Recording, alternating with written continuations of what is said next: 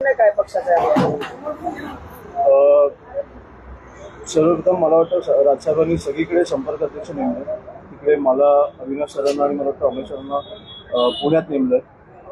आमचा उद्देश हेच आहे की आम्ही नेतेपासून शाखा अध्यक्षापर्यंत सगळ्यांना भेटणार आहोत, 1 to 1 भेटणार आहोत. किती दिवस लागले तरी चालतील. हे मला वाटतं रविवारपर्यंत तुमच्याकडे दौरा आहे. आम्हाला सोमवार मंगळवार झालं तरी चालेल, पण आम्ही 1 to 1 सगळ्यांना भेटणार आहोत.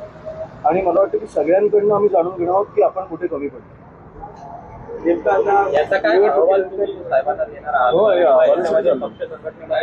नाही, मला वाटतं की काही बदल झाले पाहिजेत आणि हे आम्ही आज अहवाल कलेक्ट करून मला वाटतं की हा साहेबांकडे आम्ही देणार आहोत. त्यामुळे जे निर्णय घ्यायचा तो राजसाहेब घेतील, पण मला वाटतं की सगळीकडे काही बदल हे झालेच पाहिजे. 3 दिवस पुणे, पिंपरी आणि पुणे या सगळ्यांचा आढावा घेणार. नाही, पुणे ग्रामीण नाही. आम्ही हे 3 दिवस पुणे शहराला दिले. आम्ही परत 25-26 तारखेला येतो, तेव्हा आम्ही पुणे ग्रामीण आणि मला वाटतं प्रत्येक तालुक्यात जाऊन आम्ही सगळ्यांना भेटणार आहोत. ते मला वाटतं की 1 मे मध्ये चालू होईल आमचा दौरा, पण 25-26 आम्ही इतर संघटनांना भेटणार आहोत आणि पुणे ग्रामीणमधनं जे प्रमुख पदाधिकारी आहेत त्यांना भेटणार.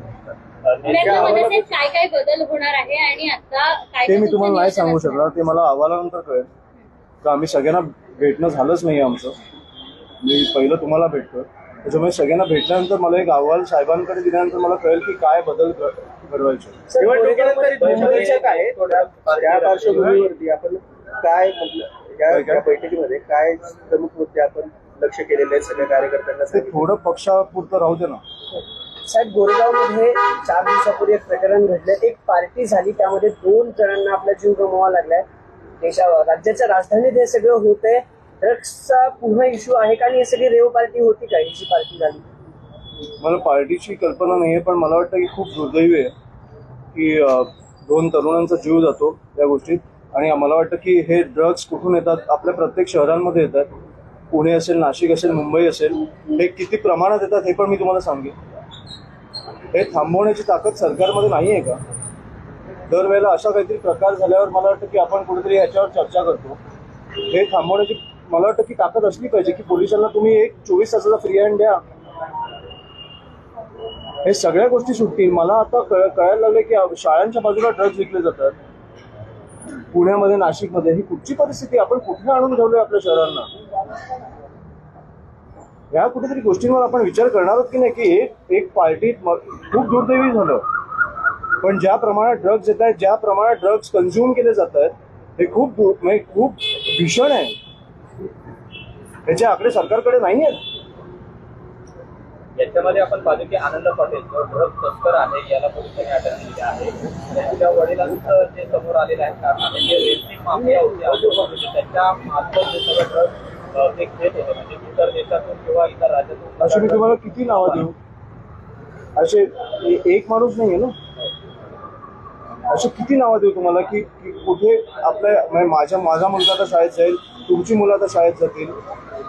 एक भीती तर वाटते ना की आपल्या शाळेच्या बाजूला ड्रग्ज विकले जातात. एका माणसाला एक प्रकरण बाहेर आल्यावर आपण त्या माणसाबद्दल बोलायला लागतो.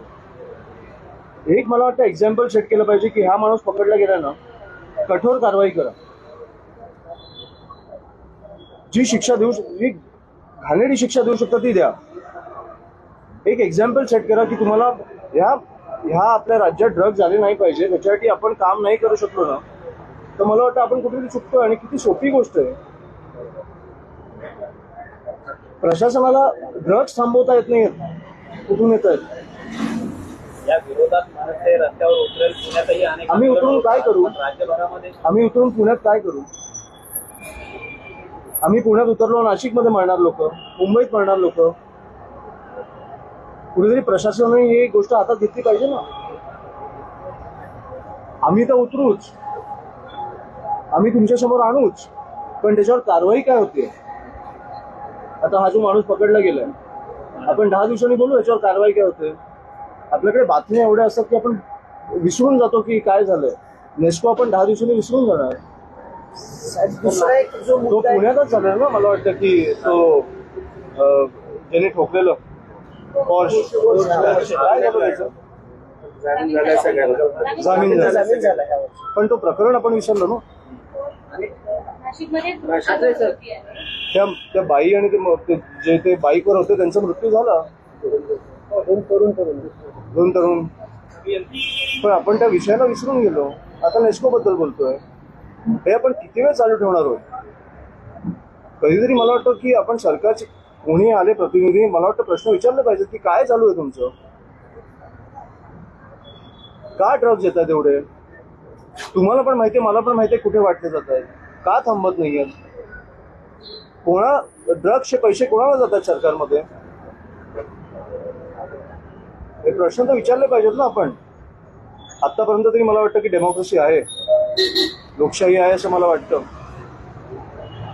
पुण्यातल्या आयटी कंपनीमध्ये सुद्धा आता महिलांच्या लैंगिक अत्याचाराच्या घटना समोर आलेल्या आहेत. नाशिक प्रकरणात अटक झालेली आहे. तुम्ही पुण्यात आहात. पुण्यात एवढी मोठी आयटी इंडस्ट्री आहे, जगभरातून लोक येतात. त्याचे ऑडिट होणं गरजेचं आहे का? कारण हिंदवडी बाद सध्या असे आयटी का पाहिजे? 100%. हे काय बोलायची गोष्ट आहे का? तुम्हाला माहित नाही तुमच्या कंपनीत कोण काम करतंय? हे काय कंपनी थर्ड पार्टीचे इश्यूज आहेत असं म्हणून काळजी आहे आणि मल्टीनॅशनल. हा प्रश्न चुकीचा आहे ना, झालंच पाहिजे. माझा ह्याच्यावर काय ओपिनियन घेतं? नाही, तुमची पक्षाची भूमिका म्हणून काही पक्षाची भूमिका नाहीये. मी माणूस म्हणून बोलतो तुमच्याशी, दरवेळेला बोलतो तेव्हा. मी नेता म्हणून बोलत नाही. मी दरवेळेला तुमच्याशी बोलतो ना, माणूस म्हणून बोलतो. आणि मला वाटतं की शहर कुठेतरी कोलॅप्स होत आहे आपल्यासमोर. तुम्ही या शहरांमध्ये राहता, मला वाटतं की तुमच्या समोर तुम्ही जिकडे वाढलाय ते शहर कोलॅप्स होतात तुमच्या समोर, आणि तुम्हाला काही पडलीच नाहीये. तुम्ही आजचा विषय घेता, 10 दिवसांनी विसरून जाता. ट्रॅफिकचा विषय जबाबदार कोण आहे? तुम्हीच सांगा. तुम्ही इकडे बसा, तुम्हीच सांगा.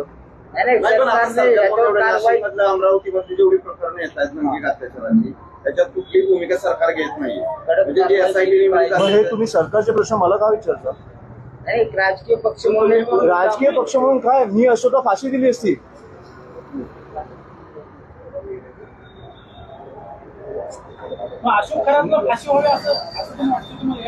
अशा प्रकारे कोणी फसवलं, एक एक्झाम्पल सेट करा.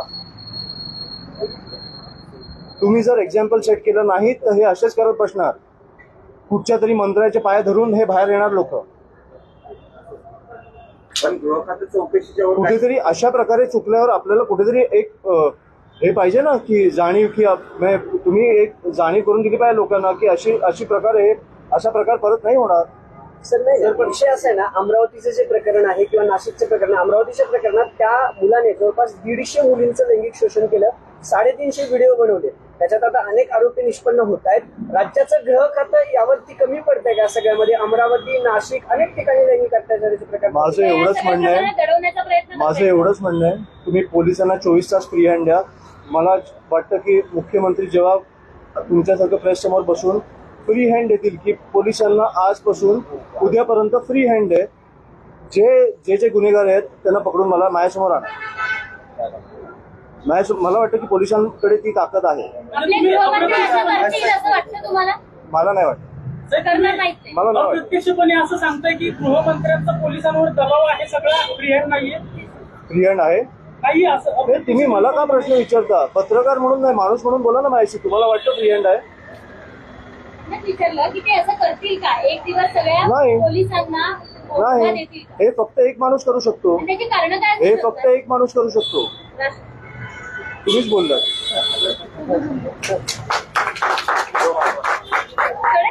आणि मला वाटत नाही की एक दिवस करेल तो माणूस.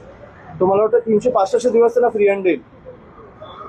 तुम्हाला महाराष्ट्र ज्या प्रकारे साफ दिसलेला बघायला मिळेल ते मुख्यमंत्री झाल्यावर, हे वेगळं असेल. मुख्यमंत्री हे देत नाहीत, याची कारण काय वाटतात? नाही, मला कारण माहित नाही. कारण तुम्हाला जास्त माहित असेल, पण मला वाटतं दिलं पाहिजे मुख्यमंत्री. तुमच्या पक्षाचे माजी आमदार राजू पाटील आहेत, ते कालच्या अधिवेशनानंतर म्हणतात की आता ही लोकसंख्या म्हणजे खासदाराची संख्या वाढणार आहे, अतिरिक्त ताण होणार आहे, तर पेन्शन योजना ती बंद केली पाहिजे. पक्षाची ती भूमिका आहे की इतर करदात्याचा सगळा पैसा जो आहे तो विनाकारण बैठकांना जाऊ.